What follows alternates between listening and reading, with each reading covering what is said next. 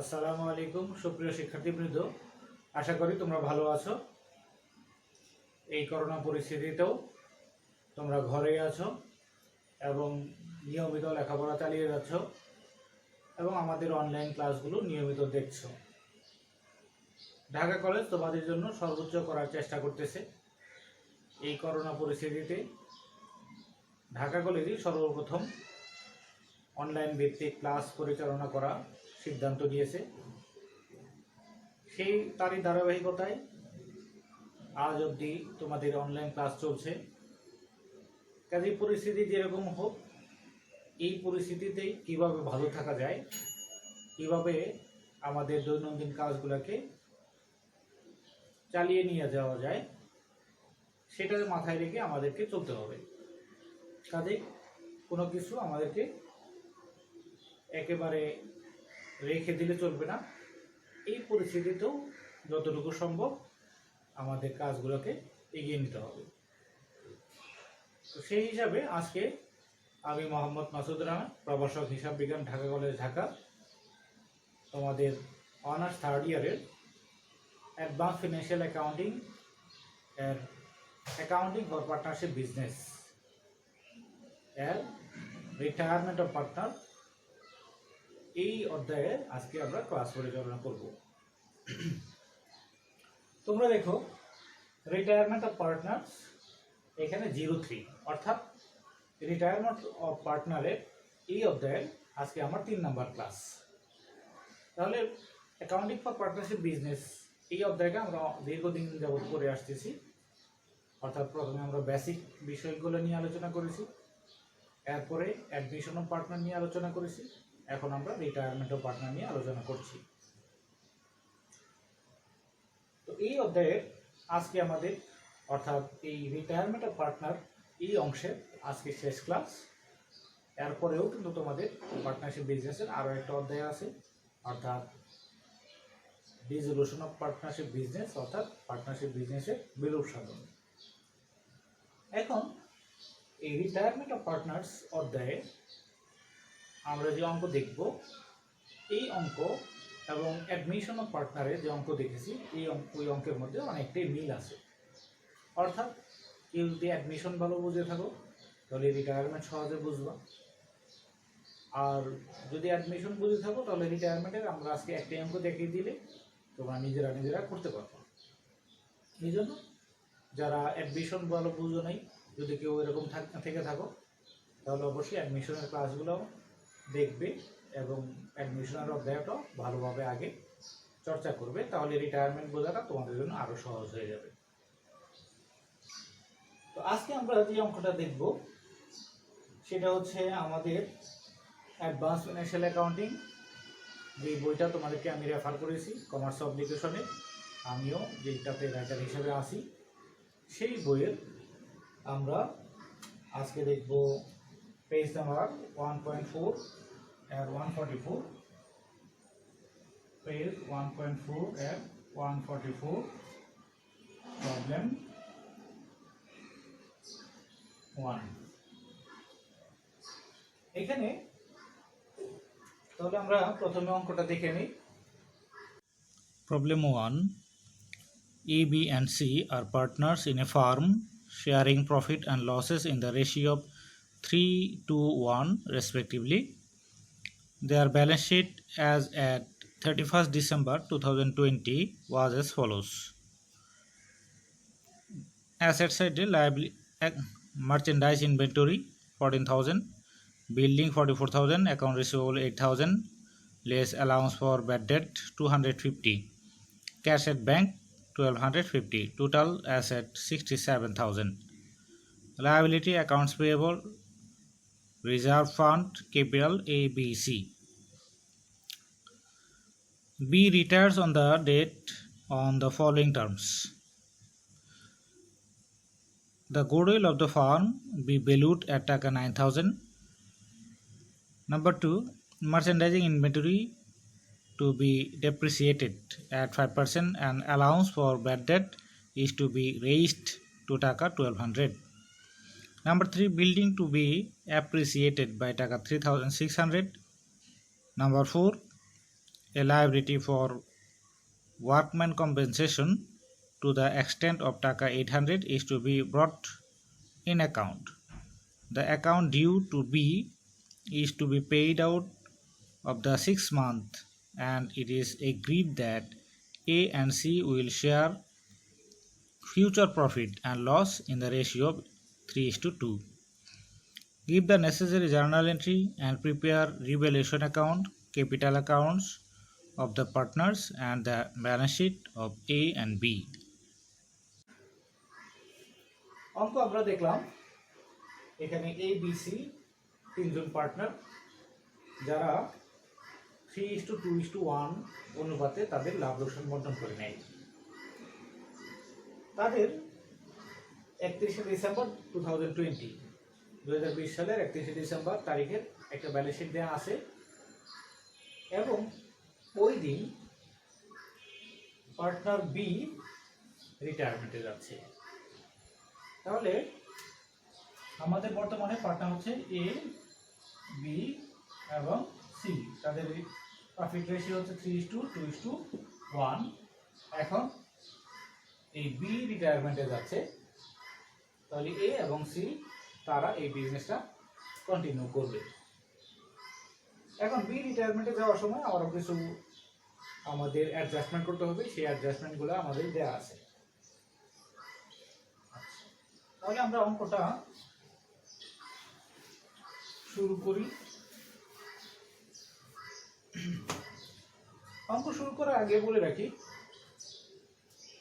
তোমরা admission partner অধ্যায়ের যেই বিষয়গুলো দেখেছো ওই পার্টের অনেক কিছু এখানে মিলবে। যেমন এ বি সি তিনজন পার্টনার, তাদের বর্তমানে যে অ্যাসেট এবং লায়াবিলিটি আছে আমাদের এখানে ব্যালেন্স শিট দেওয়া আছে, যার টোটাল অ্যাসেট হচ্ছে 67,000। এখন এই যে কিছু অ্যাসেট দেওয়া আছে, কিছু লায়াবিলিটি দেওয়া আছে, এই বি রিটায়ারমেন্টে যাওয়ার আগে, at the time of retirement but before retirement, এই অ্যাসেট এবং লায়াবিলিটি এগুলোকে রিভ্যালুয়েশন করতে হবে। অর্থাৎ অ্যাসেটের মূল্য যদি বাড়ানোর প্রয়োজন হয় তাহলে বাড়াইতে হবে, কমানোর প্রয়োজন হলে কমাইতে হবে, লায়াবিলিটির মূল্য রিভ্যালুয়েশন করতে হবে। এবং এই অঙ্কে আমাদের যেমন এই যে রিজার্ভ ফান্ড আছে 8,000 টাকা, তো রিজার্ভ ফান্ড এটা কিন্তু ক্রিয়েট করা হয় ফ্রম প্রফিট। তাহলে প্রফিট থেকে তারা 8,000 টাকার একটা রিজার্ভ ফান্ড ক্রিয়েট করেছিল। এই 8,000 টাকা রিজার্ভ ফান্ডে এ বি সি তিনজনের অংশ আছে। তাহলে যেহেতু বি সে এখন চলে যাবে, তাহলে এই রিজার্ভ ফান্ডের টাকাটা আমরা এ বি সি তিনজনের মধ্যে বন্টন করে দিয়ে দেব। এরকম প্রফিট অ্যান্ড লসের যদি কোনো ব্যালেন্স থেকে থাকে, তাহলে এই প্রফিট অ্যান্ড লসের ব্যালেন্স যদিও এই অঙ্কে নাই, এটাও কিন্তু এ বি সি এদের মধ্যে বন্টন করে দিতে হবে। যেমন আমরা অ্যাডমিশন অধ্যায়ও করেছিলাম, অর্থাৎ অ্যাডমিশন অধ্যায় করেছিলাম নতুন পার্টনার নেওয়ার আগে এক্সিস্টিং পার্টনার যারা তারা রিজার্ভ ফান্ড এবং প্রফিট অ্যান্ড লসের ব্যালেন্সগুলো বন্টন করে নিয়ে যাবে। এরকম এখানে এরা সবাই এক্সিস্টিং পার্টনার, তাহলে রিজার্ভ ফান্ড প্রফিট অ্যান্ড লসের ব্যালেন্সগুলো এদের মধ্যে বন্টন করে দিতে হবে। এরপর আমাদের যে অ্যাসেট এর রিভ্যালুয়েশন, ওইটার জন্য আমরা রিভ্যালুয়েশন করব, রিভ্যালুয়েশন অ্যাকাউন্ট ওপেন করব। রিভ্যালুয়েশন অ্যাকাউন্টের যদি কোনো ব্যালেন্স থাকে সেটাকে আমরা এক্সিস্টিং পার্টনারদের মধ্যে অ্যাডজাস্ট করব। এই বিষয়গুলো আমরা অ্যাডমিশন অধ্যায়েও দেখেছি। তাহলে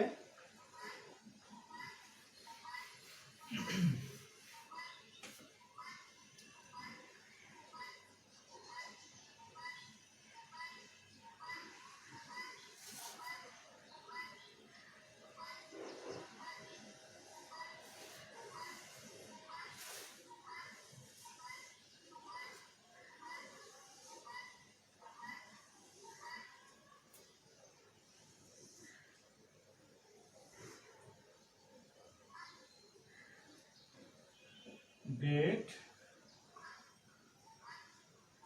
particulars, reference, debit টাকা, ক্রেডিট টাকা, ABC,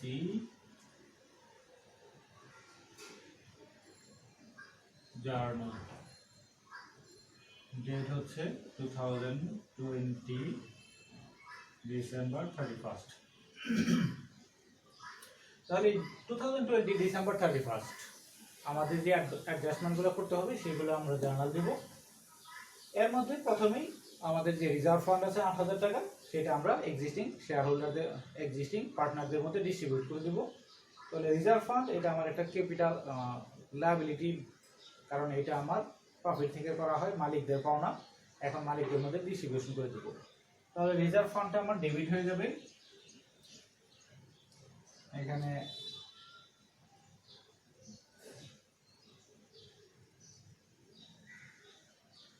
রিজার্ভ ফান্ড ডেবিট হবে 8,000 টাকা,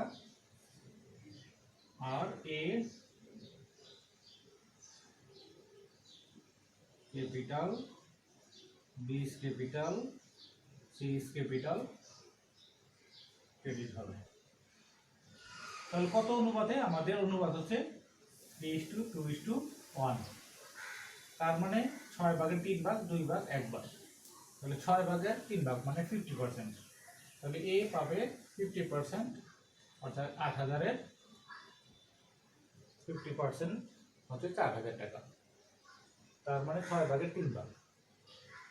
বি পাবে 6 ভাগের 2 ভাগ, যদি আমরা ভাগ করি তাহলে হবে 2,667, আর সি পাবে 6 ভাগের 1 ভাগ, 1,333।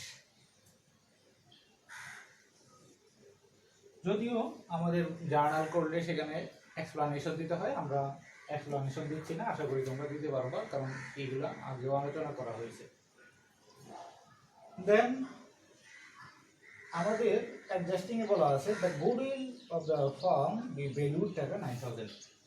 তাহলে যখন বি রিটায়ারমেন্টে যাচ্ছে তখন এই কোম্পানি বা এই প্রতিষ্ঠান তারা গুডউইল রিভ্যালুয়েট করতেছে, রিভ্যালুয়েশন করার পরে তারা 9,000 টাকা ভ্যালুয়েশন করছে।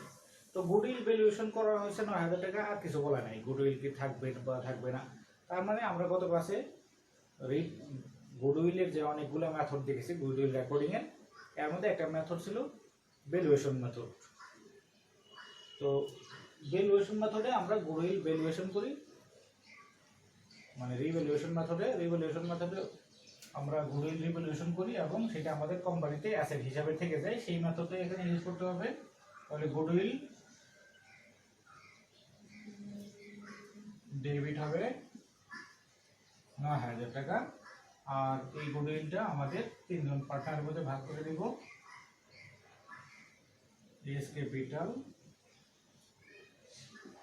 বি ক্যাপিটাল আর সি ক্যাপিটাল ক্রেডিট। তাহলে আগে বলতোই 9,000-এর 6 ভাগের 3 ভাগ, 6 ভাগের 2 ভাগ, 6 ভাগের 1 ভাগ। 6 ভাগের 3 ভাগ মানে অর্ধেক, 4,500। 6 ভাগের 2 ভাগ হবে 3,000 আর 1,500। তারপর আমাদের বলা আছে merchandising inventory to be depreciated at the rate of 5% and allowance for bad debt to be raised টাকা 1,200। মার্চেন্ডাইজ ইনভেন্টরি ভ্যালু কমাইতে হবে এবং অ্যালাউন্স ফর ডাউটফুল অ্যাকাউন্ট এর ভ্যালু বাড়াইতে হবে। তাহলে মার্চেন্ডাইজিং ইনভেন্টরি আমার অ্যাসেট, এটার ভ্যালু যদি আমি কমাই তাহলে মার্চেন্ডাইজিং ইনভেন্টরি ক্রেডিট হবে, রিভ্যালুয়েশন ডেবিট হবে। তাহলে আমার revaluation account debit, merchandising inventory credit. এখন শুধু মার্চেন্ডাইজিং ইনভেন্টরি কমাইতে হবে তা না, বলছে bad debt, allowance for bad debt is to be raise টাকা 1,200। আমার এখানে অ্যালাউন্স ফর ব্যাড ডেট দেয়া আছে 250 টাকা অঙ্কে। তাহলে 250 টাকা অঙ্কে দেয়া আছে অ্যালাউন্স ফর ব্যাড ডেট, কিন্তু আমাকে করতে হবে কত? 1,200 টাকা। তাহলে আমাকে allowance for bad date account বাড়াইতে হবে বাই 950, 950 টাকা বাড়াইতে হবে। তাহলে আমি যদি অ্যালাউন্স ফর ডাউটফুল অ্যাকাউন্ট বাড়াই তাহলে কিন্তু আমার অ্যাকাউন্ট রিসিভেবল অ্যাসেটটা কমে যাবে, কারণ অ্যালাউন্স যত বাড়বে নেট অ্যাকাউন্ট রিসিভেবল তত কমবে। কাজেই তখনও আমার revaluation debit, allowance for doubtful account credit. কাজেই এটা আমরা একই এন্ট্রিতে দিতেছি, revaluation debit, allowance for bad debt credit. তারপর নিচে আরেক জায়গায় বলা আছে a liability for workman compensation to the extent of টাকা 800 is to be brought in account। আচ্ছা, ওয়ার্কম্যান কম্পেনসেশন এর জন্য 800 টাকার নতুন লায়াবিলিটি আমাদেরকে ক্রিয়েট করতে হবে। তাহলে লায়াবিলিটি যদি ক্রিয়েট হয় তাহলে লায়াবিলিটি ক্রেডিট, যে লায়াবিলিটিটা নতুন করে সৃষ্টি হচ্ছে লায়াবিলিটি বাড়তেছে, তাহলে লায়াবিলিটি যদি আমি নতুন করে ক্রিয়েট করি লায়াবিলিটিটা ক্রেডিট হবে আর রিভ্যালুয়েশন ডেবিট হবে। তাহলে এটাও আমি একই এন্ট্রিতে দিতেছি। তাহলে লায়াবিলিটি ফর ওয়ার্কম্যান কম্পেনসেশন,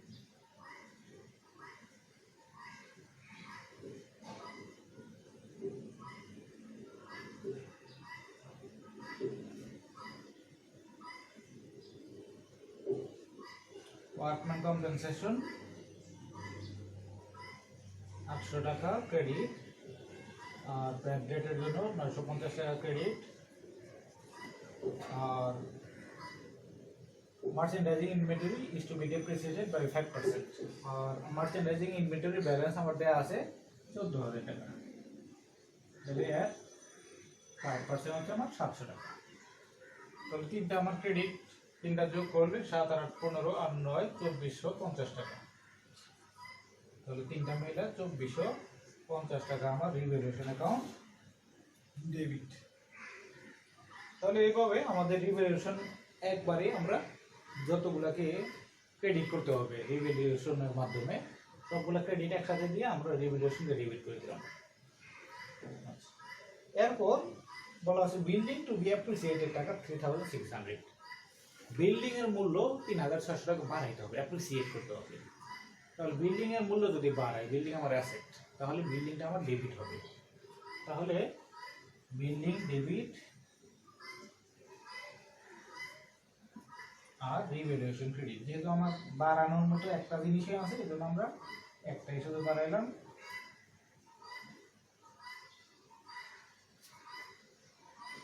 $3,600 টাকা।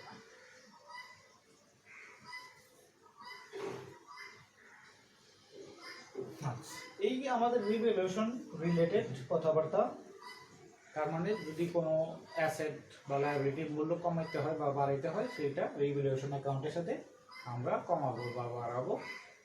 এরপর রিভ্যালুয়েশনের করা হয়ে গেলে যতগুলো বাড়ানো কমানোর কথা সবগুলো করানো হয়ে গেলে এখন আমরা দেখবো এই যে নতুন রিভ্যালুয়েশন অ্যাকাউন্ট ক্রিয়েট করলাম এইটার ব্যালেন্স কত। আমাদেরকে এখানে রিকোয়ারমেন্ট কিন্তু বলছে জার্নাল করতে, রিভ্যালুয়েশন অ্যাকাউন্ট করতে, পার্টনার্স ক্যাপিটাল অ্যাকাউন্ট করার জন্য এবং balance sheet of new firm, অর্থাৎ that means new firm of A and C এর জন্য ব্যালেন্স শিট করতে বলছে। তো রিভ্যালুয়েশন অ্যাকাউন্টে আমরা ওইভাবে ফর্মাল করতেছি না, শুধু বোঝানোর জন্য আমাদের ব্যালেন্স কত আছে। এখানে রিভ্যালুয়েশন অ্যাকাউন্টের ব্যালেন্স হচ্ছে 2400, আচ্ছা ডেবিট হচ্ছে 2450 টাকা আর ক্রেডিট হচ্ছে 3600 টাকা।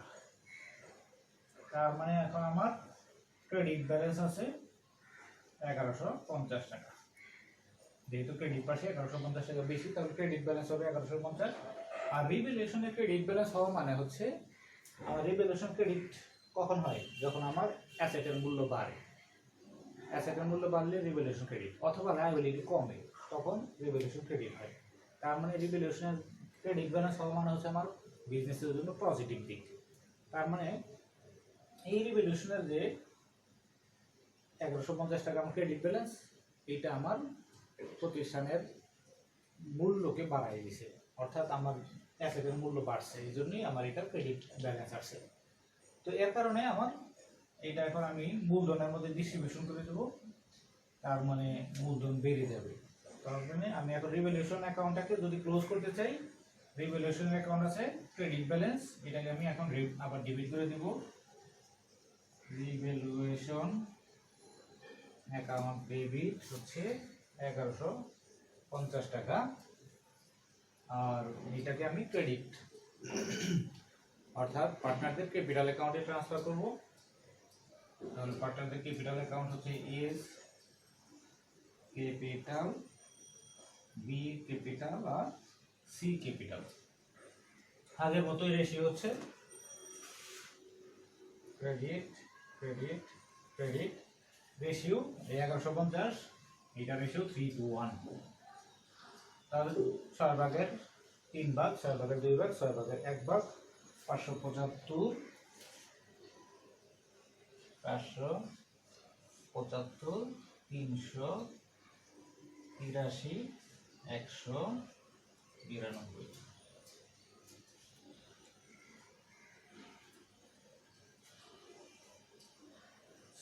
তাহলে রিভ্যালুয়েশন অ্যাকাউন্টটা আমরা ক্লোজ করে দিলাম, আর এটার ক্রেডিট ব্যালেন্সটাকে আমরা ক্যাপিটাল অ্যাকাউন্টে ট্রান্সফার করে দিলাম। এখন আমার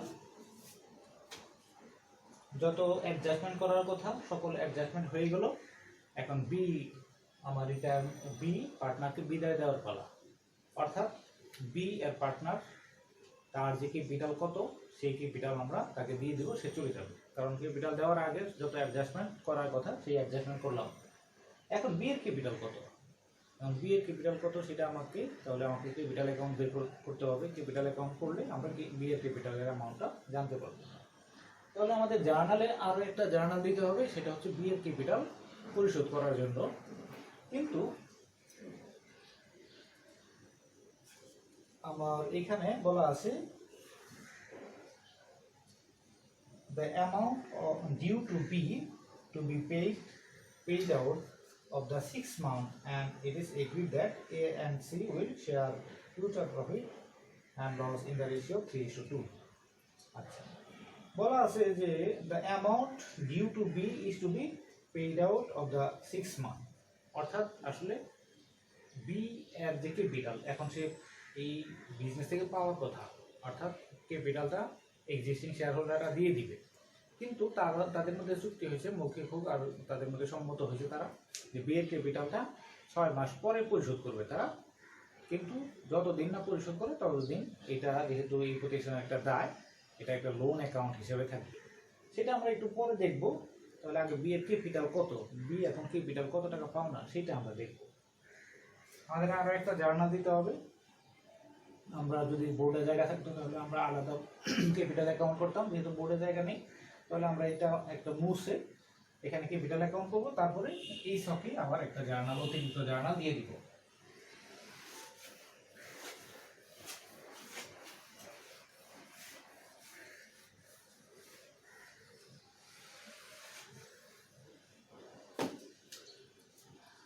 পার্টনার্স ক্যাপিটাল অ্যাকাউন্ট,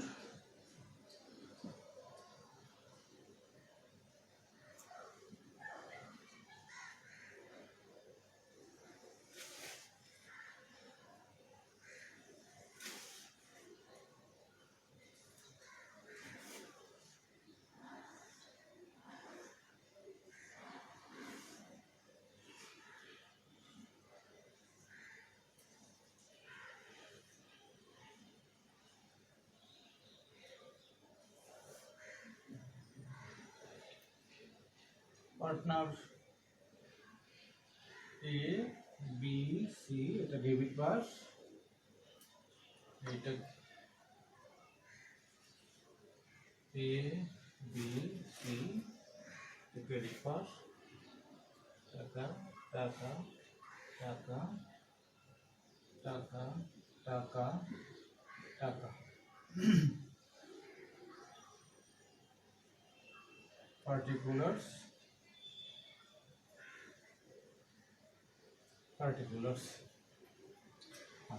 ক্যাপিটাল অ্যাকাউন্টে লেজারে কিন্তু এখানে আরো দুইটা ঘর থাকে, এক হচ্ছে রেফারেন্সের ঘর আর হচ্ছে ডেটের ঘর। তো ডেট দিলে আরো ভালো, আমরা যে সংক্ষিপ্ত করতেছি। তবে ডেট যেহেতু সবগুলো একই ডেট, অর্থাৎ 2020 সালের প্রথমে ব্যালেন্স বিলি হবে জানুয়ারিতে, আর সবগুলো অ্যাকাউন্টের আর সব অ্যাডজাস্টমেন্ট হবে ডিসেম্বর 31 তারিখে। তো সেটা তোমরা বুঝে নিবা, পারলে দিয়ে নিবা, না দিলেও তেমন কোনো সমস্যা নেই। তাহলে পার্টনার্স ক্যাপিটাল অ্যাকাউন্টে ক্রেডিট পাশে প্রথমে ব্যালেন্স বিডি,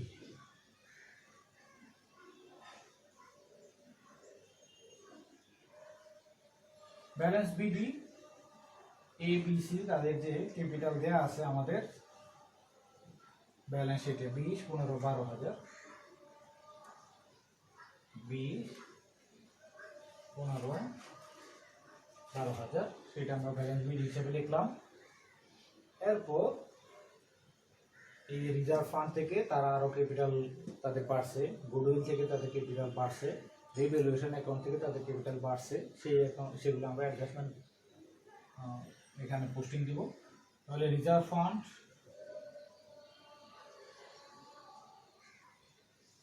থেকে এ বি সি তাদের ক্যাপিটাল বাড়ছে 4,000, 2,700, 667, 1,333। এইভাবে গুডউইল থেকে তাদের ফান্ড, গুডউইল থেকে তারা পাইছে 4,500, 3,000, 1,000। এইভাবে রিভ্যালুয়েশন থেকে তাদের ক্যাপিটাল বাড়ছে 575, 383 এবং 192। এইভাবে বিভিন্ন ফান্ড থেকে তাদের ক্যাপিটাল ইনক্রিজ করছে, ক্রেডিট হয়েছে, তারা কোনো ড্রয়িং করেনি। তবে পার্টনার বি তার যে ক্যাপিটাল এর ব্যালেন্স অর্থাৎ তার ছিল 15,000, সে আরো 3,000, 18,000, 2,000, 20,000, 20,000, 21,000, টোটাল হচ্ছে 21,050 টাকা তার যে ক্যাপিটালের ব্যালেন্স। এই টাকাটা এখন সে উঠায় নেওয়ার কথা, কিন্তু সে তাদের মধ্যে এগ্রিমেন্ট হয়েছে বা তারা সম্মত হয়েছে যে এখন সে উঠায় নেবে না। এটা এই ক্যাপিটালটা যেহেতু সে এখন পার্টনার হিসেবে আর থাকতেছে না, এটা অ্যাজ এ লোন হিসেবে থাকবে এই প্রতিষ্ঠানে। তার মানে ক্যাপিটালটা কনভার্ট হবে লোনে। তো এই জন্য আমরা এইটাকে কনভার্ট করার জন্য কি এন্ট্রি দিব, যদি জার্নাল দেই তাহলে বলবো 20 ক্যাপিটাল অ্যাকাউন্ট ডেবিট, ক্যাপিটালটাকে আমরা ব্যানিশ করে ফেললাম, আর 20 লোন অ্যাকাউন্ট ক্রেডিট, অর্থাৎ বি এর লোন নামে একটা নতুন লায়াবিলিটি আমরা ক্রিয়েট করলাম। তাহলে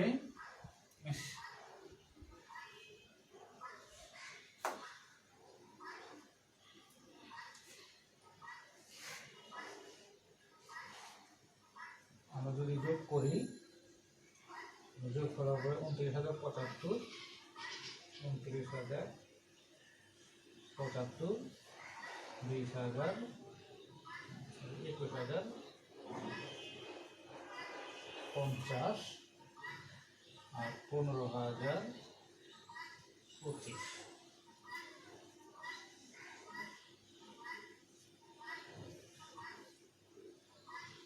29,075, 21,050 আর 15,025।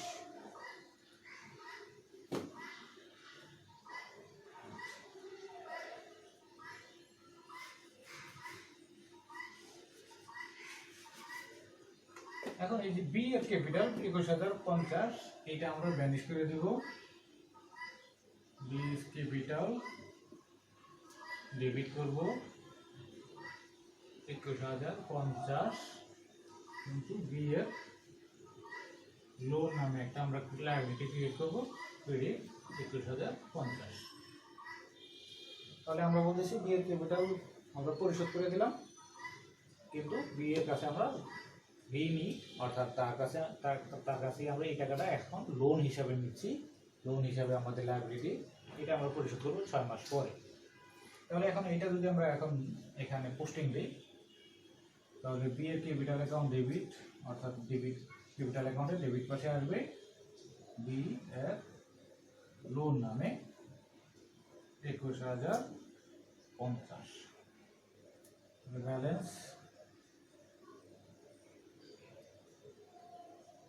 ব্যালেন্স সিডি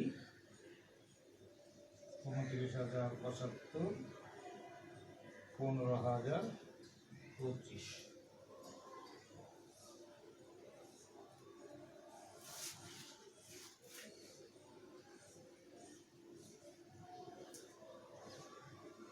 এখন আমরা যদি বিডি করি তাহলে শুধু 29,075, এখানে কোনো ব্যালেন্স থাকবে না, 15,025।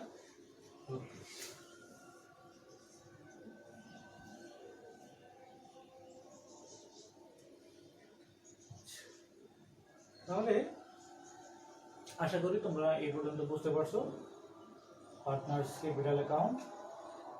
এরপরে আমাদেরকে বলছে পার্টনারের ব্যালেন্স শিট করার জন্য, এ এবং সি এর ব্যালেন্স শিট। এইটা আশা করি তোমরা পারবা, কারণ ব্যালেন্স শিট আমার এখন কী কী অ্যাসেট আছে, কী কী লায়াবিলিটি আছে সেটা তালিকা, এটা তোমরা নিজেরা করবা। এবং বই কিনলে অবশ্যই এখানে দেখলেই তোমরা বুঝতে পারবা। আর যারা বই কিনো নাই অতি দ্রুত বই কিনে প্র্যাকটিস করো। কাজেই তোমাদের কিন্তু এক্সট্রা কোনো সময় দেওয়া হবে না, অর্থাৎ তোমরা কলেজ করলে আবার তোমরা ক্লাস পাবা, নতুন করে সিলেবাস শেষ করা হবে এরকম না। এই সিলেবাস যেটা পড়ানো হয়েছে এটাই কিন্তু তোমাদের জন্য ফাইনাল। কাজেই তোমাদের কিন্তু এতদিন বই ছিল না, এখন বাজারে বই এসেছে, এখন কিন্তু নতুন উদ্যমে পড়াশোনা শুরু করতে হবে। আজকে এই পর্যন্তই।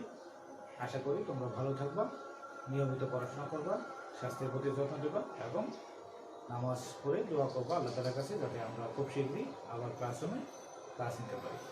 আসসালামু আলাইকুম ওয়া রাহমাতুল্লাহি ওয়া বারাকাতুহু।